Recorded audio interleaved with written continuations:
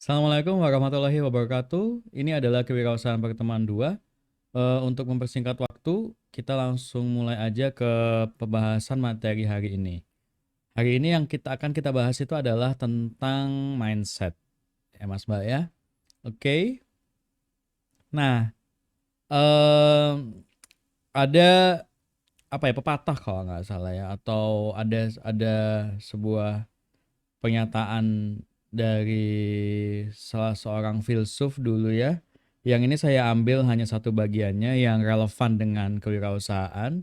Beliau bilang bahwa there is no new thing under the sun. Artinya apa? Artinya selama ini artinya sudah tidak ada lagi yang baru gitu ya.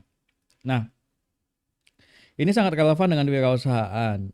Susah memang eh, untuk menciptakan sesuatu hal yang benar-benar baru gitu sekarang ya, yang benar-benar belum pernah ada, karena ya itu tadi, there is no new thing under the sun gitu. Tapi kita tidak bisa kemudian berhenti untuk berinovasi seperti yang pertemuan kemarin sudah saya terangkan ya. Inovasinya itu tidak boleh berhenti gitu. Walaupun memang sudah tidak ada lagi hal yang bisa disebut baru di dunia ini gitu. Nah, jadi memang faktanya there is no new thing under the sun, tapi harusnya mindsetnya adalah itu tidak boleh menghentikan usaha kita untuk berupaya menciptakan inovasi yang bisa memberikan nilai tambah baru bagi sebuah produk yang sudah ada. Oke? Okay? Nah, ini salah satu contoh. Saya nggak tahu ini masih ada apa enggak, tetapi beberapa tahun yang lalu ada produk ya, produknya yang ini ya, tolong jangan salah fokus ya. Ini tidak ada di Surabaya kalau nggak salah, ini kalau nggak salah ada di Jawa Barat gitu, di Bandung kalau nggak salah ya. Ada nama produk minuman namanya Let It Glow. Let It Glow itu dia minuman tapi dia desainnya dalam bentuk bohlam gitu ya. Nah, produknya sendiri kan sebenarnya nggak baru. Kita balik lagi ke pernyataan dari slide sebelumnya, there is no new thing under the sun. Minuman seperti ini itu nggak baru, minuman ya minuman gitu ya. Nah, tetapi yang baru apa? Dia berusaha menciptakan hal yang baru dengan mengemasnya secara berbeda. Gitu ya. Dia udah ada bohlam, ada lampunya gitu ya. Nah, ini adalah salah satu upaya yang diusahakan oleh seseorang untuk memberikan nilai tambah baru bagi produknya, bagi produk yang sudah ada sebelumnya. Karena kalau dipikir-pikir, kalau misalnya kita selalu berpikir untuk hanya menjual produknya itu apa adanya, itu sudah banyak sekali pesaingnya, nggak ada keunikan, nggak ada faktor apa ya, faktor penentu yang membuat orang itu kemudian noleh gitu loh. Oh, ini barang apa ya, kok lucu, kok beda. Nah, gitu.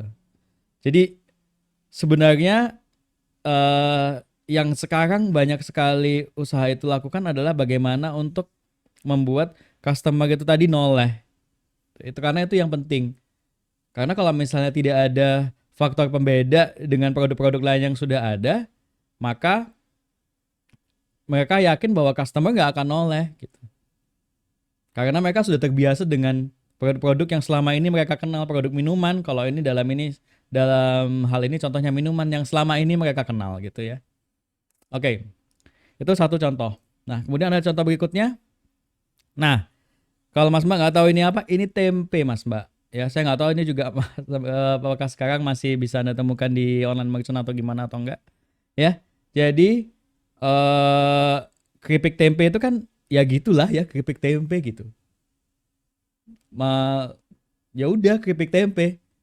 Mau diapain lagi sih keripik tempe? Kan kita mikirnya gitu ya, keripik tempe mau ngapain gitu, mau diapain lagi? Rasa asin, balado, terus apa lagi? Nah, yang diusahakan oleh si orang ini adalah membuat keripik tempe itu naik kelas gitu. Dikasih rasa coklat, dikasih rasa apa nih nggak tahu, snowy vanilla kalau nggak salah, dibaca agak nggak kelihatan ya. Snowy vanilla, original coklat, ada matcha, ya green tea. Ya ini yang coba orang lakukan untuk memberikan faktor pembeda di produknya gitu. Ini keripik tempe Mas Mbak. Ya. Jadi memang faktanya adalah there is actually nothing under the sun. Tapi itu tidak boleh menghentikan usaha kita untuk memberikan inovasi baru pada produk kita, karena tanpa inovasi usaha nggak akan berkembang.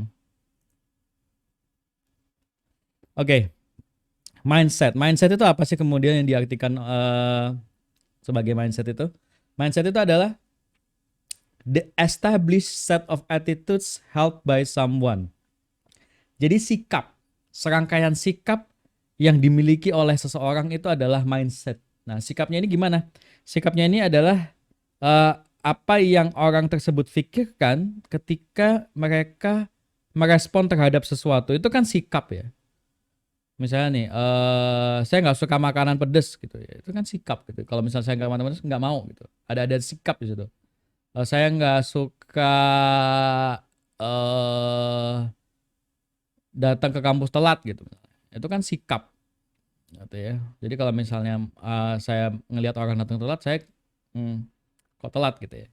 Nah, itu adalah respon kita ketika menyikapi sesuatu, itu kan sikap gitu ya. Itu tuh mindset gitu. Ya, itu juga yang menentukan usaha itu mau berjalan ke arah mana, itu juga mindset juga gitu. Ya. Oh, saya merasa ini produknya udah cukup-cukup aja, ya itu mindset gitu ya. Mindsetnya tidak ingin berkembang, tidak ingin menciptakan hal yang baru, ya udah gini aja.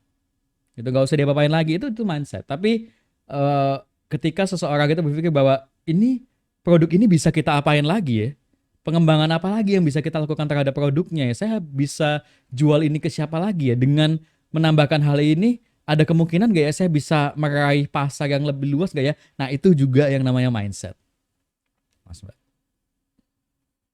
Ya. Oke, jadi tadi itu penting.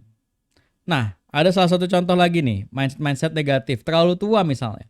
Ketika Anda merasa terlalu tua untuk memulai, ingatlah bahwa Colonel Sanders itu memulai KFC di usia 65 tahun. Jadi kalau misalnya Anda mungkin nanti suatu saat berpikir bahwa, aduh kayaknya ini saya udah ketuaan deh untuk memulai usaha gitu.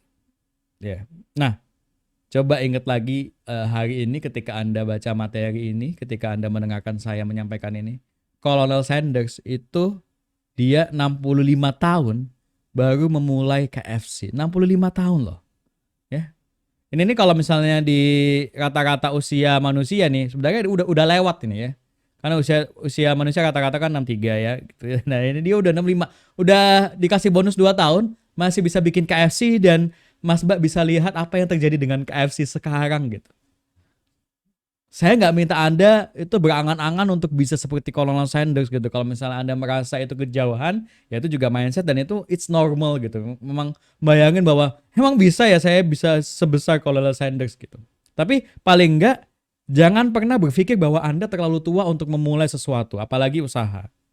Ya, misalnya ini anak usianya 40 tahun gitu, udah 40, udah menginjak 40, kemudian atau menginjak 45 gitu, terus Anda mikir, emangnya nggak telat ya kalau saya mulai sesuatu sekarang? Nah, ingatlah bahwa Colonel Sanders memulai KFC di usia 65 tahun.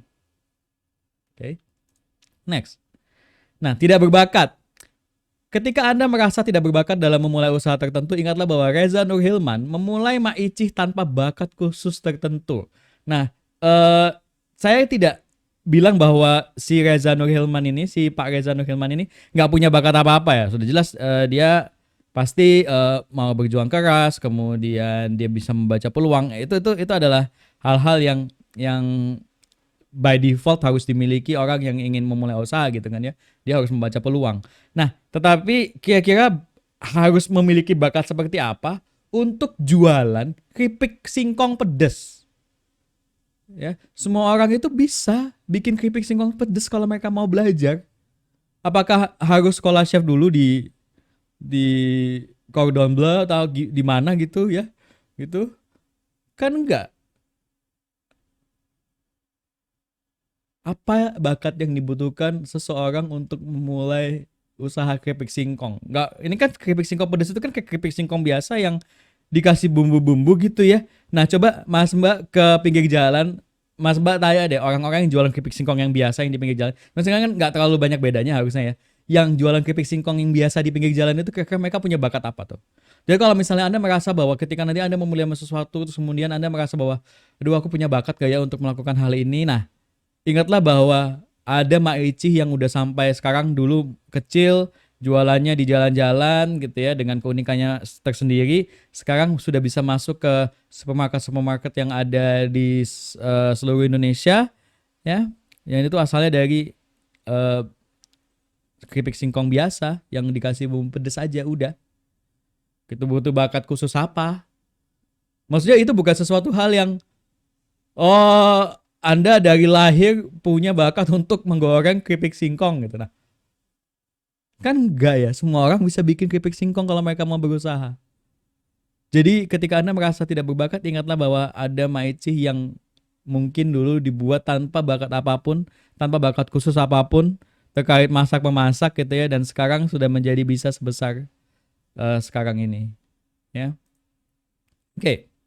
Tidak punya modal. Bagaimana bila Anda tidak memiliki modal dalam memulai usaha? Nah, Anda bisa memulai dari ada satu konsep yang sekarang ini lagi ngetren banget ya. Bukan, sebenarnya bukan ngetren banget ya. Ini sudah ngetren beberapa tahun ini gitu, dari mulai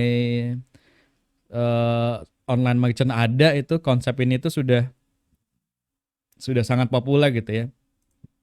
Yaitu dropship.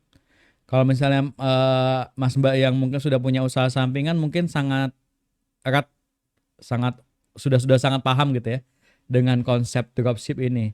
Nah, tapi bagi yang belum, saya jelasin aja, gampang sekali. Dropship ini adalah Anda ceritanya Anda ini punya toko ya. Toko Anda ini menjual produk dari supplier ini. Suppliernya ya. Nah, gitu. Nah, jadi karena Anda itu memiliki hubungan dengan suppliernya sebagai reseller dari produk, maka suppliernya pasti ngasih Anda harga lebih murah daripada harga marketnya. Gitu. Misalnya nih, ini ada wholesale price itu adalah 150. Ini harga supplier. Harga suppliernya $150. Nah, jadi Anda ceritanya itu menjual barangnya si supplier ini tadi yang harganya $150. Anda pasang di online merchant Anda, harganya bukan 150 tapi harganya 200. Kenapa? Karena Anda kan reseller ya, Anda mau ngambil untung. Tuh. Nah, jadi nanti ketika customer ya, konsumen itu menemukan produk Anda, dia menemui produk Anda nih, harga produk misalnya